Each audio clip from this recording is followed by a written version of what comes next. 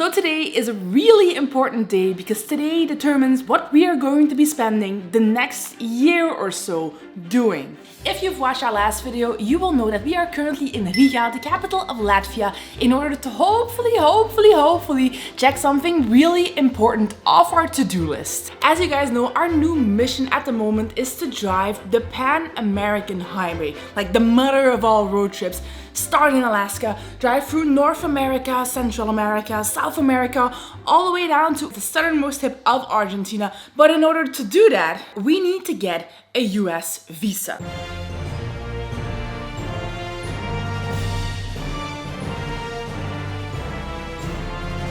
For Europeans, normally it's quite easy to get into the US because we can apply for ESTA, which just means you quickly fill out a fairly short form and it usually gets approved within days or sometimes within hours. A few years ago, we traveled to Iran. That was in 2016. We spent 4 weeks traveling around the country, but as far as the US is concerned, they sort of view Iran as a dangerous destination and one that they might want to put in place additional screenings for whenever people who've been there want to come to the US. So on the ESTA form, there's this little line that says, have you traveled to any of these countries since 2011?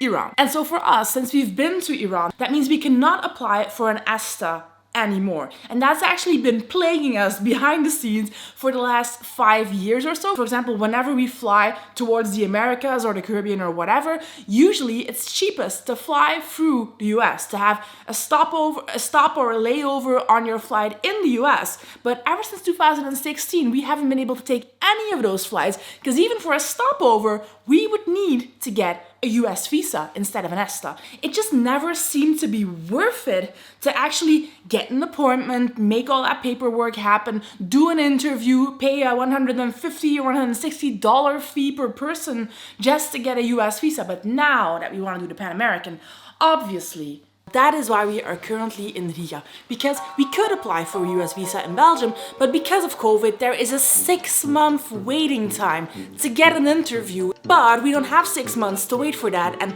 most of the other embassies in Europe are as slow or even slower. In Paris, it takes about 18 months, yes, you heard that right, a year and a half to get an appointment for a US visa interview, but not in Riga. Oh my god.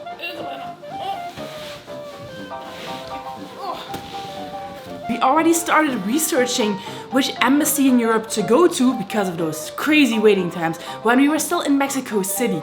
I literally spent hours calling embassies in Europe. So it is right now about 1:15 a.m.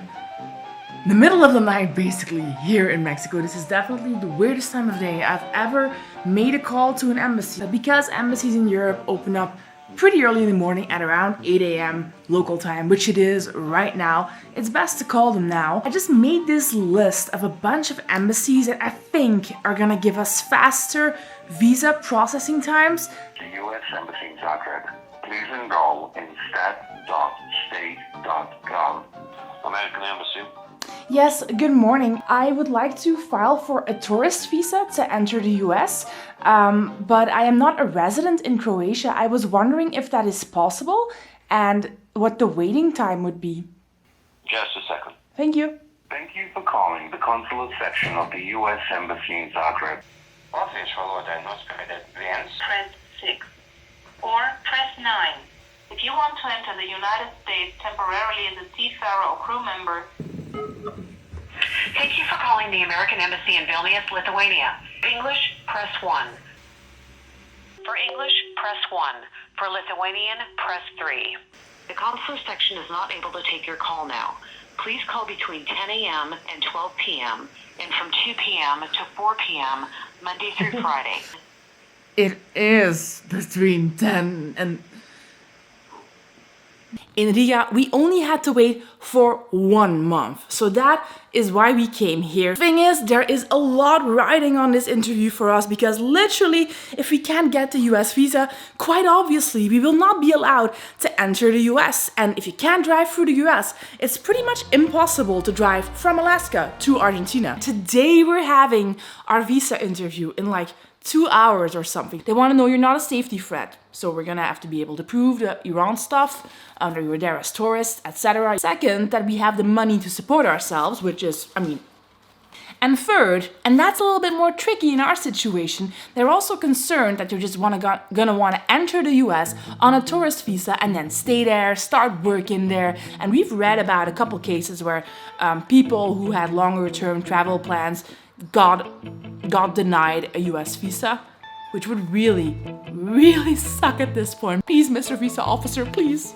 I'm a good person. I have my documents. Time to get cracking, folks. Pray for us.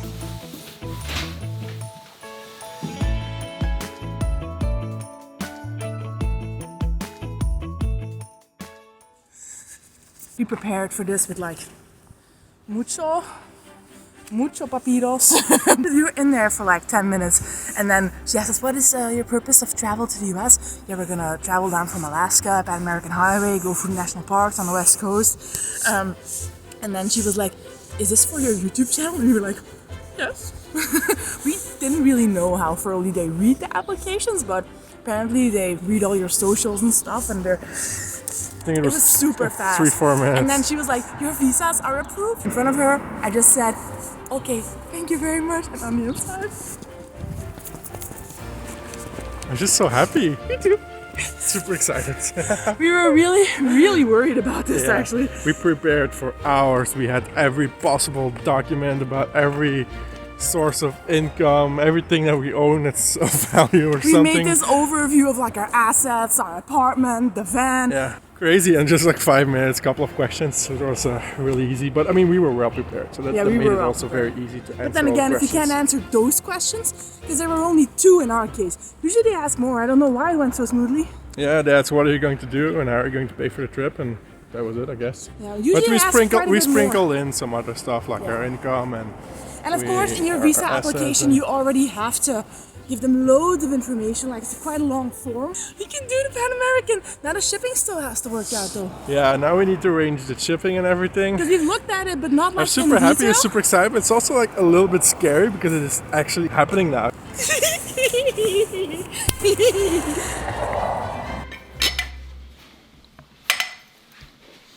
You promised you would make more. Did I? You did. I don't remember making such promises. Come on, warm for me, baby. We want to have a good few weeks to still see friends and family, to get our van in tip-top shape, to prepare it for the shipping, because we're going to be shipping it to Canada. From Belgium to Canada is what we're currently planning on doing. It's probably going to be going to Halifax, and then from Halifax... And that's the other exciting news. Yesterday we sent an email to the shipping company.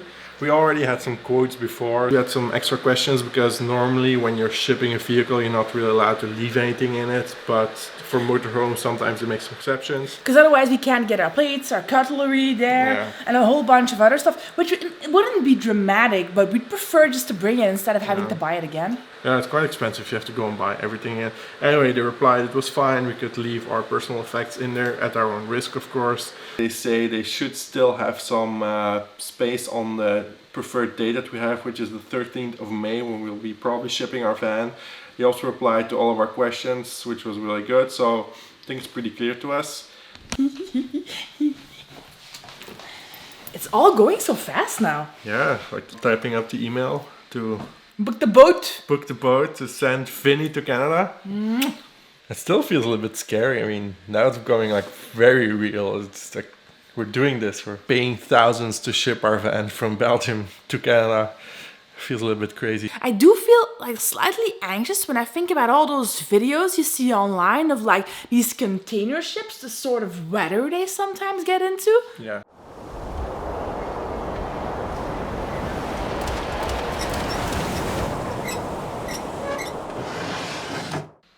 I can't imagine our van being on a boat like that. But it's not gonna happen. It's gonna be sunny, smooth sailing. It's gonna be nice. Yeah, Vinny's going to enjoy it. He's gonna have a nice quiet luxury crossing. cruise. Quiet crossing. Shall I hit the send button? Dear Martin, thanks for the quick reply. In attachment you can find the required documents. Please make the booking. Kind regards. Naick. It's official, folks. We sent Damn. boat to be booked. Vinny's going to Canada, we're going to Canada. Now, some of you may be thinking, isn't this just a tad optimistic? Shouldn't you wait until you get your passport back with literally the US visa in it? We're supposed to get it back by the end of the week, but we don't want to wait. We don't want that particular date to sell out in the meantime. And also, you can cancel for free until 10 days before your ship is supposed to sail. Even though I don't think it's a sailboat, but I think that's what they say in English, no? When a boat leaves? Yeah, he's ignoring me. Anyway, we have until the 3rd of May to cancel the booking practically for free. So we're just gonna do it now to make sure we get a spot. Just got an email from the company saying it has been confirmed they're making the booking. I don't think it has been like booked yet, but A spot has been reserved for our van on the ship. crazy. Maybe. Naick, stop it. Do not stress me out. Don't give me anxiety. I feel a bit scared now.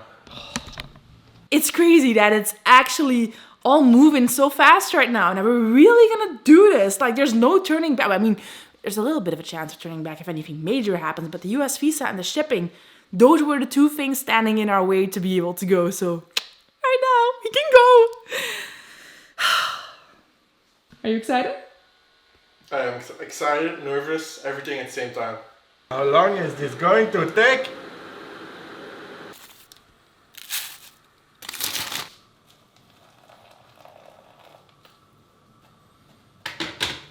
Yeah, I don't need that look of judgment. This is how we make coffee. We make filtered coffee in a coffee mug with a filter. Put the filter in the mug, put coffee in, and then just pour water over it. It's not really how you're supposed to do it, but this is pretty good coffee that we bought in El Salvador. We really love it. We brought it as well. They don't really have a coffee machine or anything here. We don't have one in the van either. We just use this technique. It works. And if you're thinking, oh, I'm gonna copy that method, it's so smart. Don't even think about it. We're thinking of patenting it.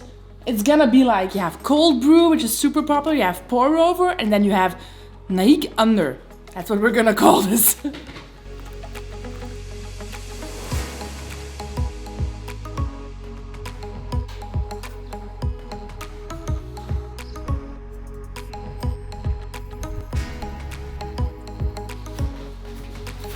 You have it. We have it. It was really quickly. It's just Thursday, right? It's Thursday, yeah. It's We have the Thursday. interview on Tuesday. Let's see. United States visa. Burden Nicholas, passport number. Oh, it's valid for 10 years. It is? I Yeah. thought it was for 5. So, check everything if everything is correct. Surname Didix, given name Kim, my passport number is the right one. Entries M for multiple. M. Sex, yes. It's valid from April 2022 until 10 April years. 2032, which means that we can from now on also fly through the US for layovers, because that has been costing us so much money in the past.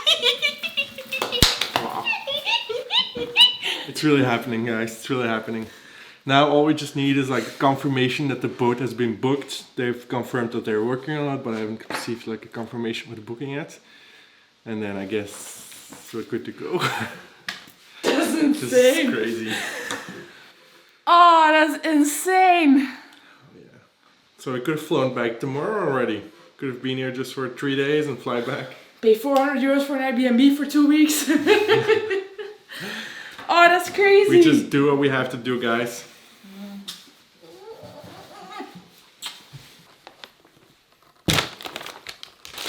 Well, since we have our passports, have our visa, we have the boat that is booked and confirmed, I think it is time for a celebratory dinner. We're actually thinking about going out tonight and having some dinner somewhere at a restaurant and have some drinks, but actually we're actually pretty tired tonight. So we were like, yeah, I have to get fully dressed again because it's cold outside, take a taxi, half an hour to the city center, find a restaurant, blah, blah, blah, blah. So we decided to treat ourselves with some Burger King. I know it's not a fancy meal, but just, we've been eating very, very healthy the last 2 weeks, and lost a little bit of weight. Probably can't see it. We're gonna put that back on right now. So we're gonna put that back on right now. And we did nothing except work. So we're gonna stay in and chill out for the night, and that's gonna be so nice. And you might be thinking to yourself, hey, why aren't you guys showing us more of Riga? You're there, you make travel videos. Where's the travel, folks? Where's the travel?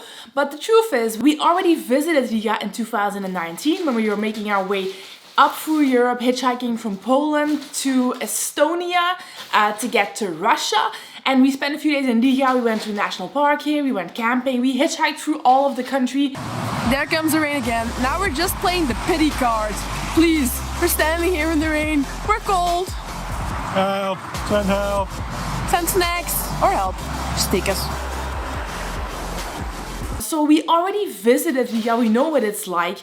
And right now we're just really prioritizing planning and working, especially because we're gonna talk more about this in one of the next videos probably, but the Pan American is gonna be hella expensive.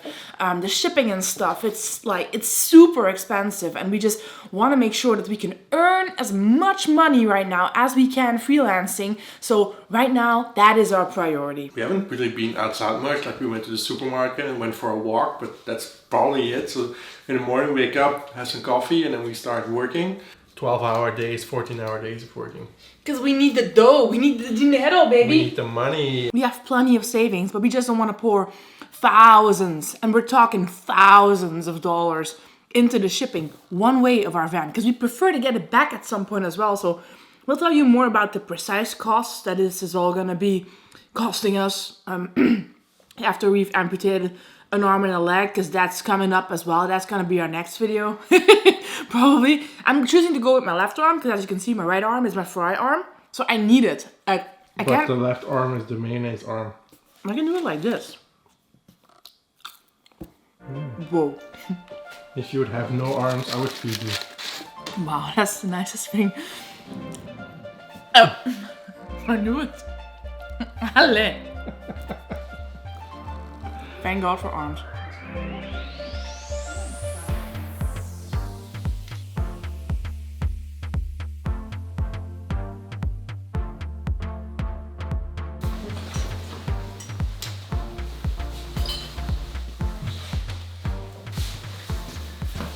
Bye-bye, little apartment.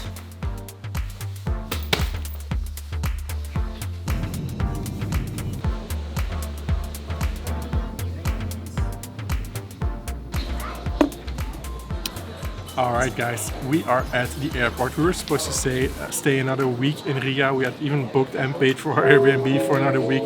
But since our van is already shipping in about 3 weeks, we decided to go home because we still need to prepare our van for the shipping, and also we want to spend some time with friends and family. So yeah, we are already flying home today after a week in Riga. So they have started boarding. There are 2 rows here. The right one is for priority boarding. The left one is for other people. And actually, since we have 3 small handbags, we had to do... Priority. Naick has priority. He can take 2 small bags on the plane and gets to go first. I gave it to him because I was like, nah, it's nice for him. But then, as it turns out, my phone is dead. So I cannot let him go on, because then I don't have a boarding pass. So I have to go with him until he gets there. And then I have to take his phone and get in the normal people queue. Lovely. With the rest of the peasants. Thank you. Okay.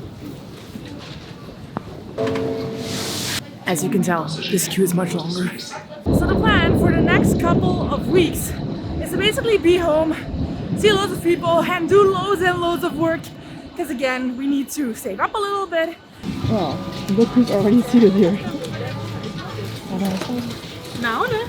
Yeah, I'm in the bed. Where's Coca? Are here? Yes, I'm here. Thank you.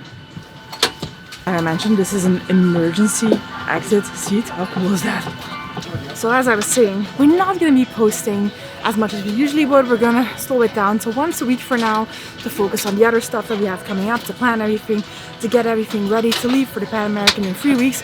So probably for about the next month or so, it's going to be once a week. But we're going to show you the full process of everything that happens in the meantime. So we will see you in the next video when we are back home in Belgium. Bye bye!